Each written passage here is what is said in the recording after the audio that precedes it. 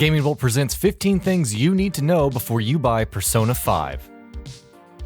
Persona 5 is one of the most highly anticipated games in the entire industry, and funnily enough, it held that tag for a long time.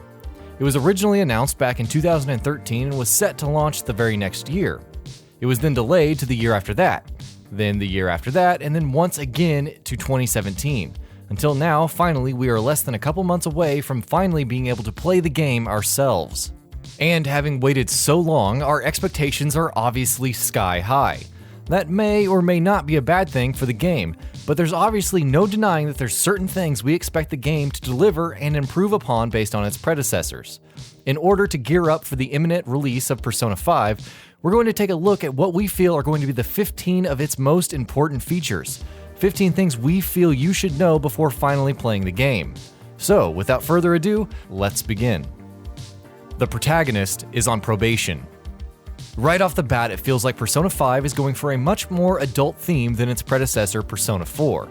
In fact, where the main protagonist in each game has been more of an avatar for players to experience the story as themselves rather than anybody, it seems like the protagonist in Persona 5 will have his very own backstory for the game to delve into.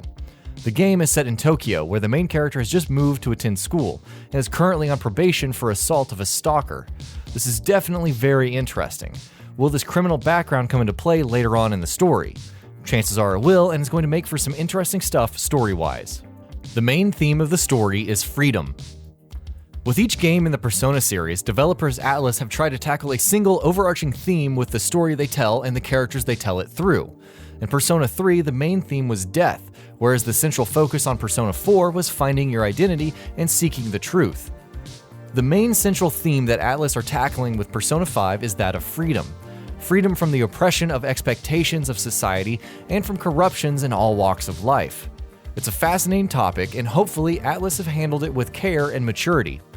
Well, hopefully not too much maturity, because what's Persona without people crashing into the ground face first?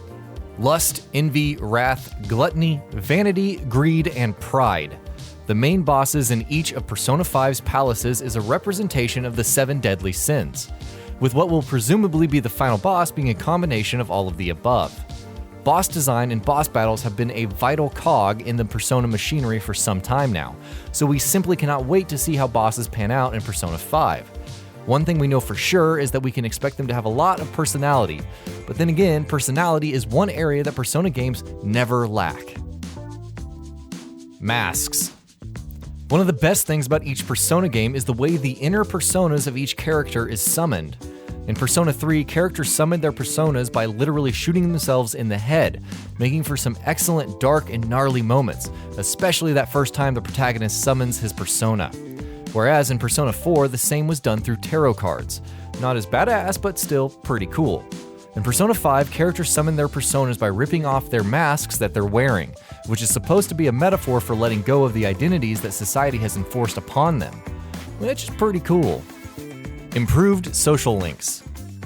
Social links have to be the best aspect of both Persona 3 and 4, because it sure as hell isn't the dungeons.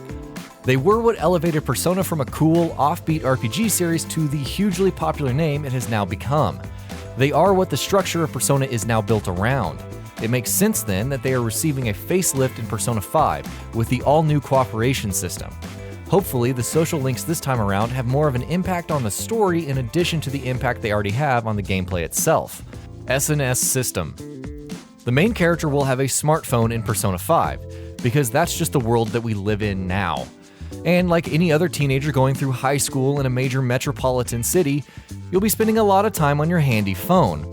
Most notably, you can use it to converse with the other main characters via text, which will in turn improve your relationships with them, just like in real life. Additionally, players can also use the SNS system to communicate with other players via the PSN, which brings us to light online features. No, Persona 5 isn't going to be a game with guns where you have to destroy the enemy team, or capture the flag, or defeat waves upon waves of foes. That's Pokemon, right?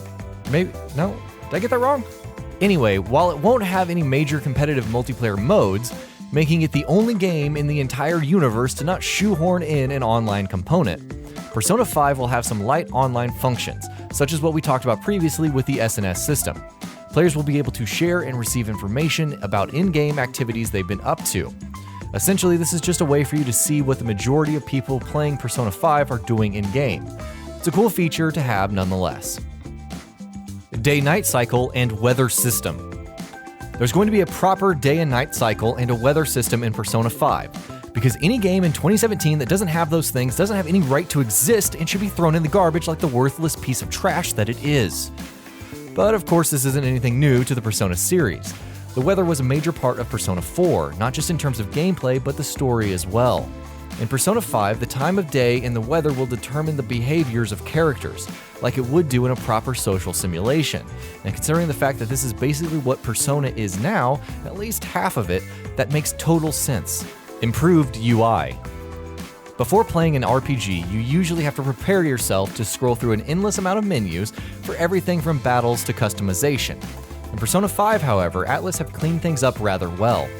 Rather than the wheels or lists and menus of Persona 3 and 4, this time around there's a specific button assigned as a shortcut to major actions like melee attacks, gun attacks, using items, abilities, or summoning personas, making for faster and more fluid battles. No more shitty dungeons. You hate the dungeon design in Persona 3 and 4. You know you do. Everyone does. Even the most hardcore supporters of the series, people who dream of marrying Yukiko and buy Teddy costumes, believe that the dungeons were the one aspect of the two games that were unforgivably bad. They were randomly generated, bland, boring. They were just bad. Atlus, though, they have taken that criticism to heart, and dungeons in Persona 5 will no longer be randomly generated. Each dungeon will have its own unique, distinct design, and we've been told that these designs are not going to suck. Let's see how it turns out, but we remain cautiously optimistic. Stealth. Stealth is the new black, and the new black will play a major role in the gameplay of Persona 5, especially when tackling dungeons. Each dungeon will have an alertness meter, showing how aware enemies in that dungeon are of your presence, and to keep that meter at a low level, you'll have to be as sneaky as a snake, wink. If the alertness meter rises to its maximum level, the game will essentially throw players out of the dungeon, making you do the entire thing all over again. There's going to be cover mechanics, buffs in battles for players who sneak around like badass spies, and a lot more. It's not something we felt was needed in previous Persona games, but now that we think about it, it's something that we desperately want to try. Negotiations. Negotiating with enemies in order to recruit them has been a major feature in the Shin Megami Tensei games for a long time. Persona 3 removed this feature, and Persona 4 continued to ignore it. But after listening to the demands of fans, Atlus have brought it back with Persona 5. This feature will allow players to recruit shadows into their roster of personas, as long as your level is high enough, while also providing you with items or abilities.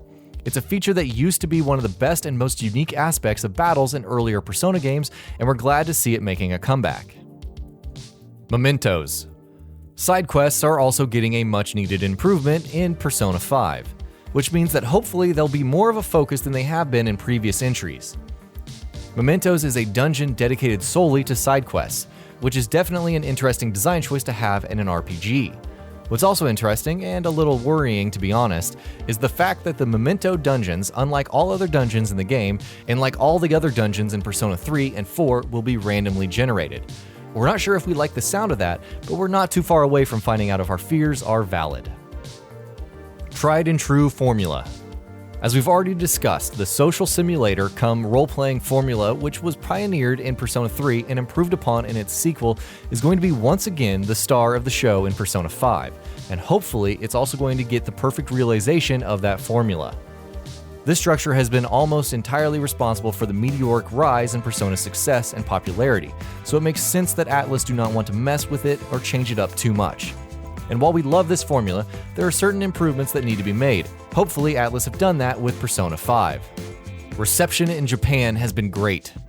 Persona 5 has been out for the PlayStation 3 and 4 in Japan for a while now, so even though people like us outside of Japan have to wait a little longer before we actually get to play the game, we do know that by and large, the critical reception for Persona 5 has been really good.